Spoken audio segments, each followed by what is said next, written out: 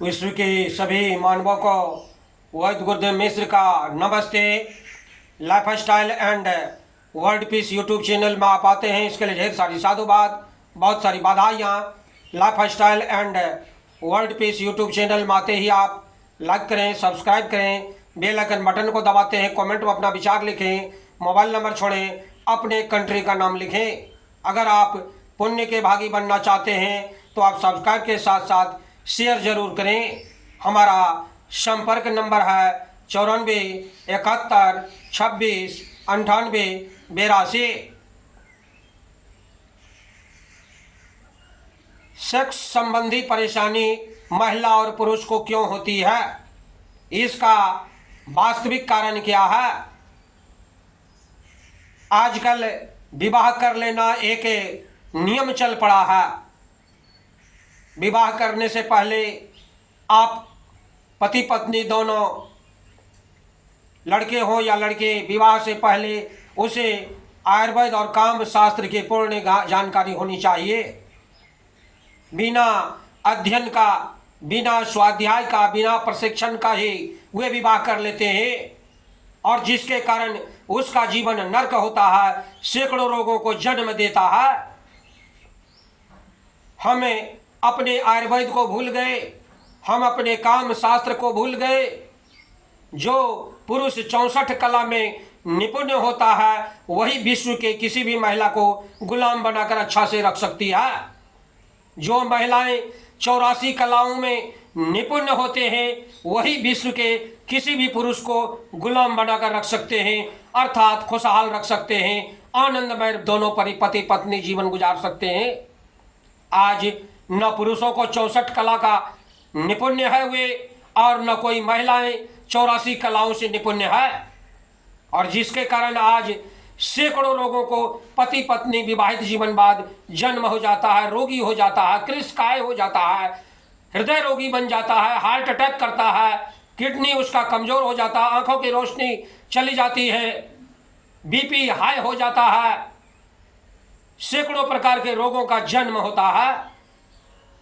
अगर आप चाहते हैं कि मैं निरोगी रहूं, सुयोग्य संतान का उत्पन्न करूं, तो आपको आयुर्वेद और काम शास्त्र को जानना होगा विवाह से पहले।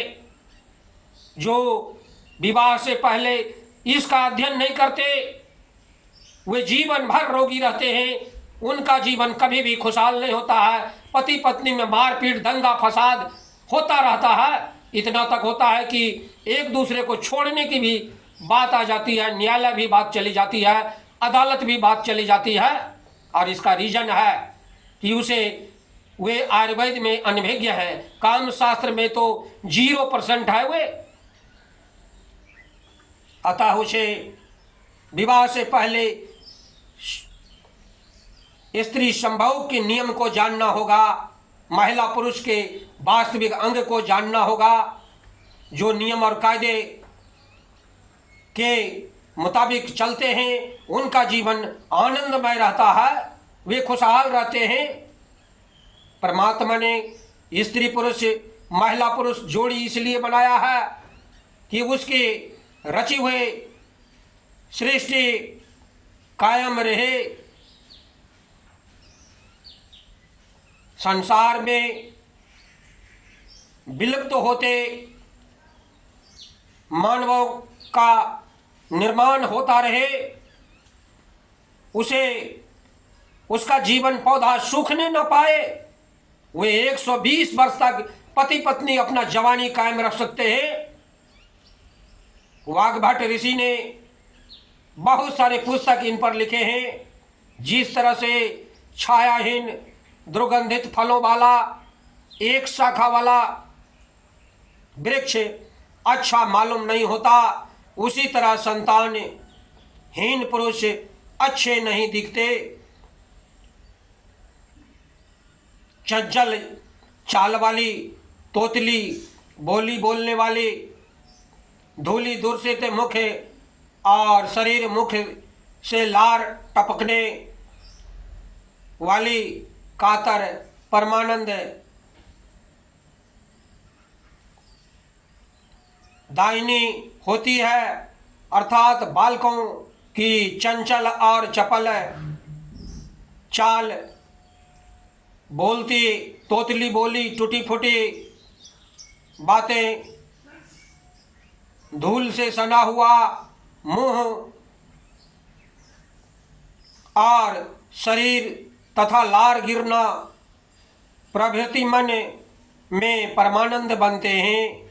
ऐसे बच्चों को देखने से मन जिस आनंद का उदय होता है उसे लिखकर बताना असंभव नहीं, कठिन भी है।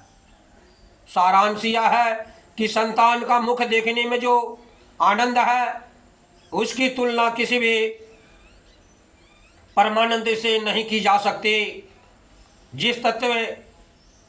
जिस तरह अच्छी जमीन और उत्तम बीज से उत्तम फल देने वाला वृक्ष लगता है, उसी तरह से उत्तम और शुद्ध रज बीज से उत्पन्न संतान होती है। दूषित रज बीज से दूषित संतान उत्पन्न होते हैं, खराब संतान उत्पन्न होती है। आप अगर सुयोग्य संतान चाहते हैं तो आपको आयुर्वेद और काम शास्त्र का ज्ञान होना आवश्यक है। आपका भोजन में पवित्रता लाना होगा। मांसाहारी कभी सुयोग्य संतान नहीं उत्पन्न कर सकता। शाकाहारी में भी आपका भोजन पर ध्यान देना होगा। जो अपने बच्चे को सुयोग्य डॉक्टर, सुयोग्य इंजीनियर, सुयोग्य वैज्ञानिक, सुयोग्य राष्ट्रपति, सुयोग्य देश के प्रतिनिधि बनाना चाहते हैं, उसे सबसे पहले अपने आप को सुधारना होगा। जिसका माता पिता सुधरा हुआ नहीं है उसके बच्चे ही अक्सर भाग जाते हैं। माँ बाप से पूछते भी नहीं, किसी भी लड़का लड़की के साथ भाग जाते हैं या कोई लड़की के साथ कोई लड़का भाग जाता है। रीजन है कि उसका माता पिता चरित्रहीन था, उसके माता पिता का भोजन अपवित्र था।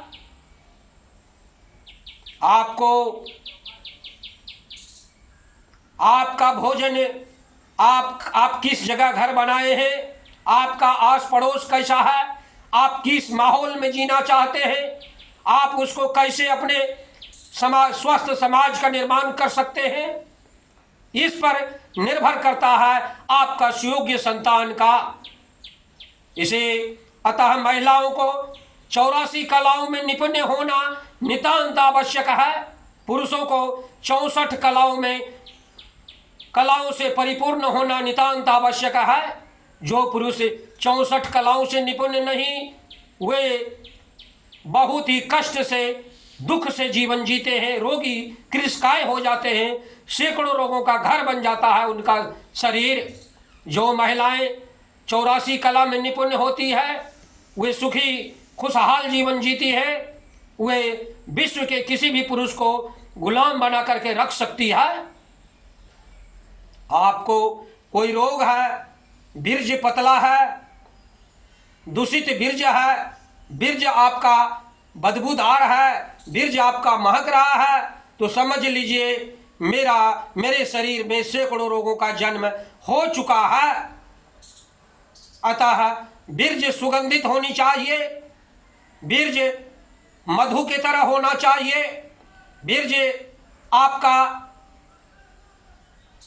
चमकीला होना चाहिए। मैथुन करेंगे तो आपके शरीर में शक्ति बरकरार रहनी चाहिए। अगर ऐसा नहीं तो आपका बीर्ज में सैकड़ों प्रकार का रोग जन्म हो चुका है। दूषित बीर्ज गर्भ ठहरा नहीं सकता, अगर गर्भ भी ठहरता तो सुयोग्य संतान उत्पन्न नहीं होता। अतः सुंदर बीर्ज के लिए आपके भोजन में परिवर्तन करना होगा। योग, प्राणायाम, नित्य साधना, ईश्वर ध्यान कम। इसीलिए रामचंद्र मानस में तुलसीदास जी ने लिखे हैं, एक घड़ी 3 घंटे का कार्यकाल होता है, आधी घड़ी 1.5 घंटे का कार्यकाल होता है, और पुनियाद घड़ी 45 मिनट का कार्यकाल होता है। कम से कम पुनियाद घड़ी 45 मिनट अगर आप ईश्वर प्राप्ति के लिए साधना नहीं करते हैं तो आपका स्वास्थ्य कभी भी अच्छा नहीं होगा, आपका सुयोग्य संतान उत्पन्न आपको नहीं होगा। याद रखें, पति पत्नी का पवित्र रिश्ता है, उस रिश्ता को बरकरार रखने के लिए काम शास्त्र का, आयुर्वेद का अध्ययन अति आवश्यक है। अतः अल्पायु में पिता के सामने पुत्र का मरना, माता के सामने पुत्र का मरना, ये माता पिता के चरित्रहीनता का संकेत है। अगर किसी का पुत्र आपका माँ बाप के जीवित रहते मर जाता है तो समझ लीजिए माता पिता में कोई न कोई चरित्रहीन है, चरित्रगामी है। हमें पवित्र विचार लाना होगा। अल्पायु, अंगहीन, निर्बुद्धि, कुरूप संतान होने का कारण है दूषित बीज का होना। किसी भी बच्चे का लंगड़े, अंधे, बौना, बौका, आवाज रहित, बहरा आदि उत्पन्न होना पति पत्नी का दूषित बीज है, गलत उसका आहार है। अतः हमें भोजन में परिवर्तन करना होगा। अंकुरित अनाज सुबह 8 बजे से पहले प्रतिदिन खाना होगा। नित्य साधना और योग करनी होगी। हमें नमक का सेवन कम से कम करें। अगर नमक का सेवन करते भी हैं तो सेंधा नमक, पत्थर वाला, ढेला वाला ही प्रयोग करें। जब तक हमारा सलाद का अधिक से अधिक प्रयोग करें, सलाद में नींबू निचोड़े, नींबू का सलाद में नमक का प्रयोग नहीं करें। अंकुरित दालों का प्रयोग करें।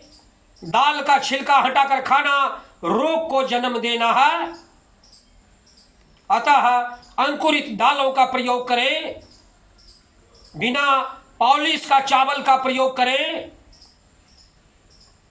रात में या दिन में गहरी नींद में सोते हुए बिना किसी तरह के कामेच्छा के बीज निकलना एक रोग समझा जाता है। चूंकि यह रोग निद्रा अवस्था, स्वप्न अवस्था में होता है, इसीलिए इसे स्वप्न दोष कहते हैं।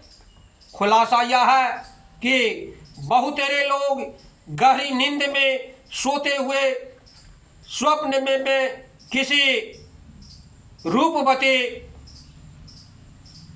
को देखते हैं, देखते ही आलिंगन करते हैं और बीज अश्लकित हो जाता है। कितने ही स्वप्न में कुछ भी नहीं देखते और बीज अश्लकित हो जाता है। स्खलित आंख खुल जाती है, धोती आपके तर हो जाते हैं। किसी तरह नींद में कामेच्छा का बीज निकलना ही स्वप्न दोष कहलाता है।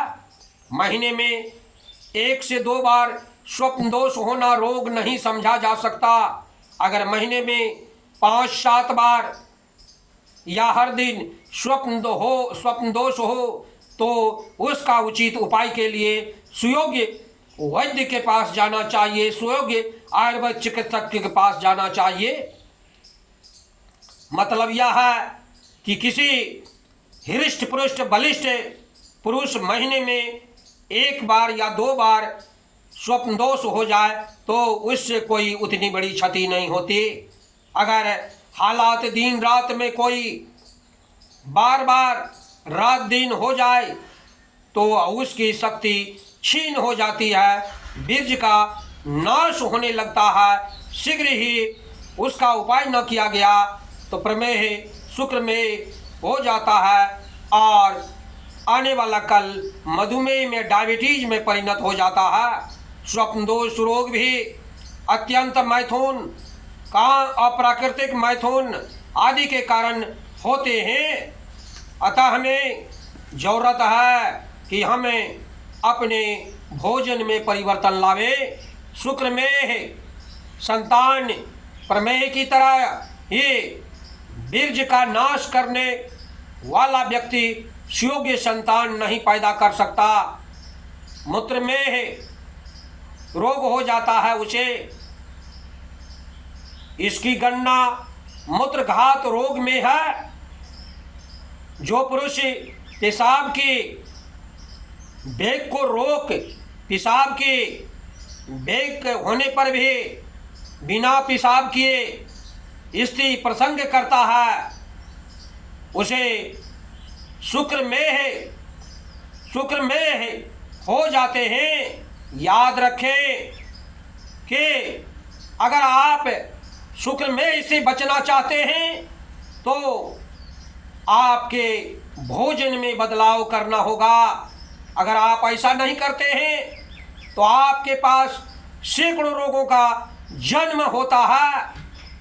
बैक्टीरिया जन्म लेती है और आप रोगी कृशकाय हो जाते हैं। इसका वर्णन अगली भाग में हम विशेष वर्णन करेंगे। बंधु हमारे चैनल में आते हैं, इसके लिए ढेर सारी शुभकामनाएं, बहुत सारे साधुवाद। आप अगर पुण्य के भागी बनना चाहते हैं तो आप सब्सक्राइब के साथ साथ शेयर जरूर करें। धन्यवाद, नमस्कार।